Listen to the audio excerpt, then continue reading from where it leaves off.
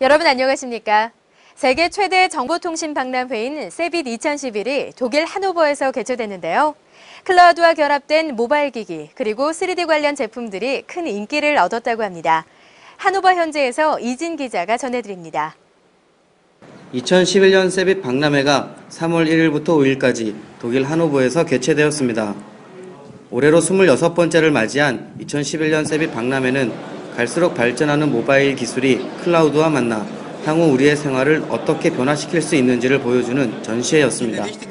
미래의 우리는 자동차를 타고 가다 급한 이메일을 처리하거나 위성을 통한 위치 정보 확인으로 목적지 주변 여행 정보나 가장 빠르게 갈 수 있는 길 등을 확인할 수 있게 됩니다. 또한 내 PC에 저장된 영화나 드라마, 주요 문서, 게임 등을 내 스마트폰이나 자동차에 장착된 디스플레이로 그 자리에서 열거나 즐길 수 있게 되는 등 기존 생활의 모습이 크게 바뀝니다. 클라우드뿐 아니라 다양한 제조사들의 태블릿 PC도 등장해 관람객들의 눈길을 사로잡았습니다. 아이패드에 대항한 구글 진영이 허니콤으로 업그레이드되며 해상도가 가로 픽셀 1024 이상으로 상향되었고, 동시에 그래픽 성능 향상을 위해 엔비디아의 듀얼코어 프로세서 테그라2를 탑재한 것도 눈길을 끕니다. 3D도 많은 관람객들의 관심을 끌었습니다. 얼마 전까지만 해도 3D는 디지털 TV의 주 관심사였는데요. 앞으로는 스마트폰이나 태블릿 등에서도 무안경 방식 3D를 자주 접할 수 있게 될 것으로 보입니다. 5일간 진행된 2011년 세빗 박람회에서 그려준 미래 청사진이 향후 우리의 생활을 얼마나 더 편리하게 해줄 수 있을지 기대됩니다. 독일 하노버에서 미디어잇 이진입니다. 그동안 온갖 소문만 무성했던 아이패드2가 그 모습을 드러냈는데요. 이와 함께 이번 주에는 또 어떤 소식들이 있었는지 주요 뉴스부터 살펴보겠습니다. 애플은 아이패드2를 현지 시각으로 지난 2일 미국 샌프란시스코에서 공개했습니다. 아이패드2는 9.7인치로 크기는 기존과 같지만 아이폰 4보다 더 얇아진 두께에 2대의 카메라를 장착해 영상통화도 가능한 것이 특징입니다. 또한 듀얼코어 CPU를 탑재해 속도를 향상시켰습니다. 흰색과 검정색 모델이 나오며 가격은 $499부터라고 합니다. 이번에 공개한 아이패드2는 오는 11일부터 미국에서 판매되고 2주 뒤인 25일부터는 1차 출시국에 포함된 26개 나라에서 판매를 시작한다고 하는데요. 우리나라는 또 제외됐다고 합니다. KT와 SK텔레콤은 국내 출시일에 대해서는 애플과 논의 중이라며 확답을 내놓지 않고 있습니다. 한편 이날 아이패드2 발표회 현장에는 시한부설 등으로 각종 추측이 난무했던 애플의 최고 경영자 스티브 잡스가 발표 행사를 진행해 건재를 과시했는데요. 그전에 비해 다소 야위었지만 많은 사람들로부터 박수갈채를 받았습니다.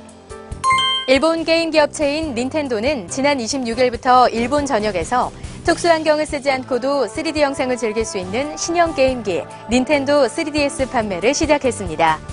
한편 닌텐도 3DS가 출시된 지 하루 만에 구버전 닌텐도에서 게임을 즐기고 싶은 해커에 의해 해킹됐다고 워싱턴 포스트는 보도했습니다. KT는 전국 82개 모든 시단위 지역과 주요 고속도로 등에 차세대 이동통신 서비스로 주목받는 와이브로 전국망 구축을 완료했다고 밝혔습니다. 이에 따라 이용자들은 3G보다 3배 빠른 40Mbps의 다운로드 속도를 이용할 수 있습니다. 게임 업계가 대중화 바람이 일고 있는 스마트폰과 급부상한 아이패드 등 태블릿 PC를 전면에 내세워 다양한 멀티 플랫폼 사업으로 영역을 확장하고 있다고 관련 업계는 밝혔습니다.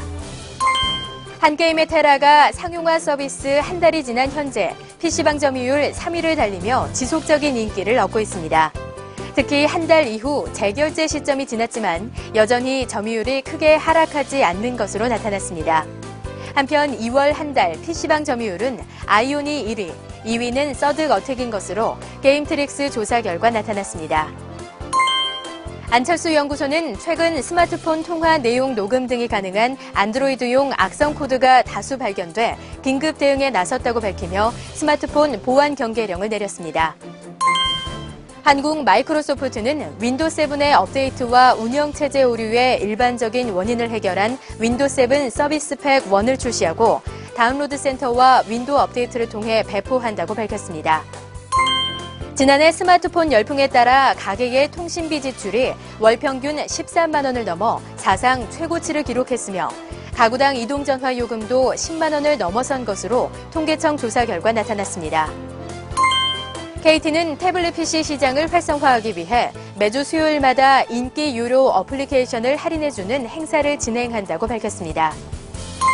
애플은 차세대 프로세서와 썬더볼트 기술을 적용하고 페이스타임, HD 카메라 기능 등을 업데이트한 새 버전의 맥북 프로를 공개했습니다. 가격은 제품 사양에 따라 155만 원에서 319만 원 선입니다. 온라인 음악 상품의 가격과 상품 규격을 담합하고 음원 가격 하락을 막기 위해 가격 조건을 담합한 온라인 음악 서비스 사업자와 음원 유통업체들이 무더기로 공정거래위원회로부터 시정명령과 함께 188억 원의 과징금을 부과받았습니다.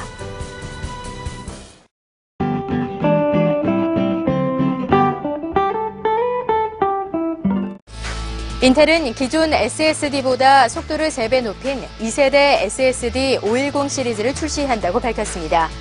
이 제품은 6GBps의 고속 입출력을 지원해 순차 읽기와 쓰기 속도가 기존 모델에 비해 2~3배 향상됐다고 합니다. 삼성전자는 안드로이드 2.3 진저브레드를 탑재한 구글폰 넥서스 S를 SK텔레콤과 KT를 통해 국내에 동시 출시했습니다. 이 스마트폰은 기존 OS인 프로유 모델보다 부팅, 고화질 동영상 재생, 3D 게임, 화면 전환 속도가 개선됐다고 합니다. 판매 가격은 80만 원대입니다. 펜탁스는 소형 경량 콤팩트 디지털 카메라 옵티오 S1을 발표했습니다. 이 제품은 20mm 두께의 115g으로 1410만 화소 이미지 센서를 내장했으며 광학 5배 줌 렌즈를 장착했습니다. ISO 6400 고감도와 광학식 흔들림 보정 기능도 지원합니다.